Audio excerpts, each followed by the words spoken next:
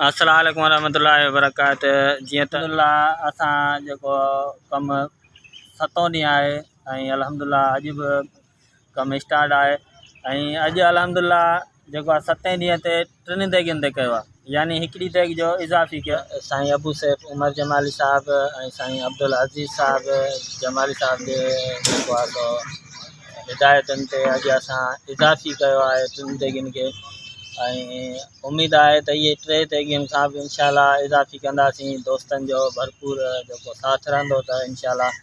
ऐं जेको सिजाग सिंध तहरीक जे मंशूर आहे उहो इहो ई आहे त अवाम ग़रीब मिसकिननि जी मदद कयो ऐं उन्हनि में सिजागी आणियो।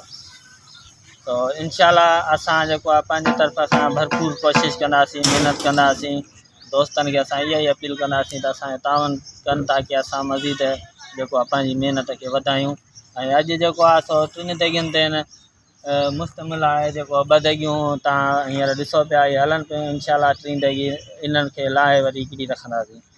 ऐं मज़ीद जेको आहे असां उस्ताद शौकत बि मौजूदु आहे ऐं उन खां पुछंदासीं त उस्ताद जो छा चवणु आहे ऐं उस्ताद सां तावन में केरु केरु रहिया आहिनि। उस्ताद बि पंहिंजो जेको आहे उन्हनि जो तारीफ़ कराईंदो इंशाअल्लाह।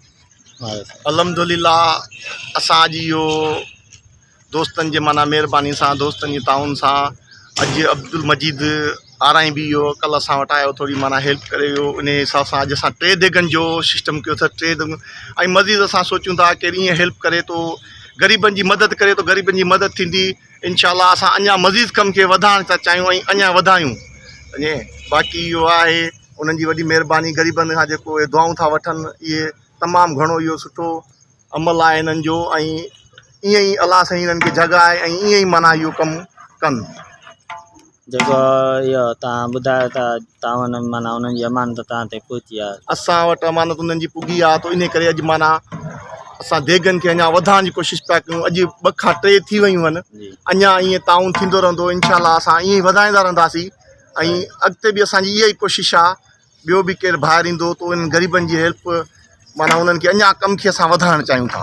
दोस्तो 2 देगियूं जेके हींअर चुल्ह ते आहिनि ऐं 3 देगियुनि जा ई चांवर पुसियल आहिनि।